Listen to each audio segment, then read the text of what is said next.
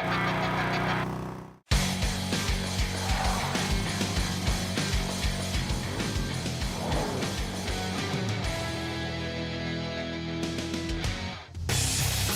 Overdrive today, we bring you Hero's most premium offering yet, the Maverick 440. We tell you how the AMT in the Tata Tigor iCNG feels to drive, and we ride Husqvarna SWAT Pillion motorcycle now with a 400cc engine. Hello and welcome to Overdrive. I am Soini Dutt. The Maverick 440 is a promising product. In fact, it is Hero's first premium product and also one that commands a higher price tag. Will it be able to help Hero break the 200cc mold and into the 400cc premium space? Let's find out.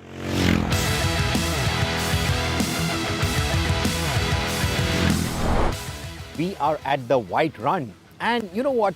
We might just enter an argument if I tell you what almost sounds like a white truth, that Hero can't really do the premium segment all that well. Because you see, apart from the Charisma, the 223, that one that was launched in 2003, they haven't really delivered on a convincing enough premium product. But then, this happened.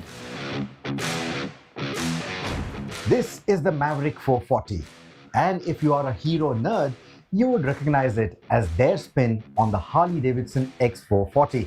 But here's the kicker. This motorcycle and the 440 platform have been cooking for over 3 years now, long before the Hero-Harley partnership even brewed. The X440, however, hit the market first to dip its toes in the testing waters. But don't think of this to be what the Slavia is to the Virtus. Think of it to be what the Kodiaq is to the Passat. It belongs to a more relevant segment, a street naked instead of a cruiser. It is also significantly cheaper. The Maverick will up the brand value, the premium quotient for Hero. Hence, you will notice the premium touches as well.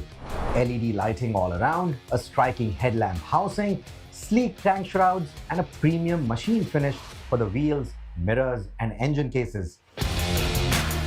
Even under the seat, the components are neatly tucked away, but requiring an Allen key for accessing the battery or the electrical connections for those add-ons. Some of the materials here, maybe the plastic parts, the switchgear, etc., the quality doesn't feel as good as what we've seen on the newer Royal Enfield 350s.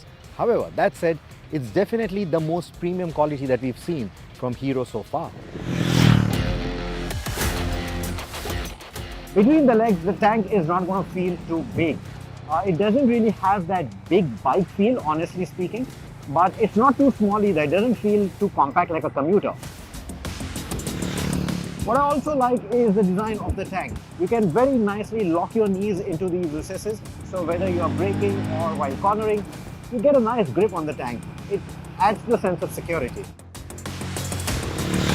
Although the pegs sit slightly rearward compared to the Harley-Davidson, they are mid-mounted enough for standing while navigating rough terrain. However, standing off-road could feel cumbersome. So the beauty of this engine is that it doesn't feel as peaky as something like the Speed 400 or even the KTM 390 Adventure. What you get is an engine that has a very unique character. Pulling overtakes feels very easy. It is quite brisk. Even at highway speeds, you can pull overtakes quite nicely. And speaking of highway speeds, triple-digit speeds, 110, 120 kilometers an hour, feels effortless. So even in terms of the cruising ability of the motorcycle, it's actually quite nice. The single-cylinder engine is remarkably smooth, with only minimal vibrations at higher speeds. Comfortably cruising at 120 kilometers an hour or trotting along at 40 kilometers an hour in fourth gear is a breeze, and that makes it an ideal tourer or commuter. Hero's version of the long stroke configuration shines here, also offering a characterful pump in the low end, a feature which is now missing in most new Enfields. While it may not sprint off the line like a Triumph Speed 400 or the less powerful Honda CB300R, its mid-range power and comfortable riding posture make it a formidable touring machine compared to the motorcycle it so closely resembles. The Harley-Davidson X440 gets upside down, folks. This one doesn't. But honestly, if it's going to save me 40,000 rupees, I wouldn't really complain, because you see the suspension actually doesn't leave too much room to complain about. Be it city speeds, be it highway speeds, all of that was really good. So the suspension compliance is actually quite good. The Maverick doesn't dart into corners like its Triumph or KTM counterparts. However, its linear handling traits are sure to impress touring enthusiasts. The brakes have a progressive feel, but I would have liked even better bite from them, especially when carrying a pillion and luggage. From top to bottom, front to rear, the Maverick feels meticulously crafted, leaving little room for complaint.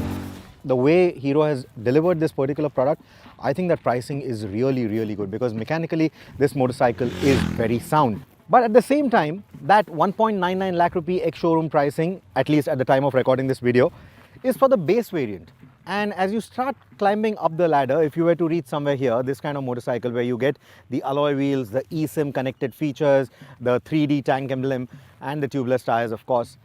For these few bits, you are going to be spending a lot of money because the top-end variant is now entering the Triumph Speed 400 category. And honestly, that engine, that motorcycle is a lot sprightlier than what this machine has to offer.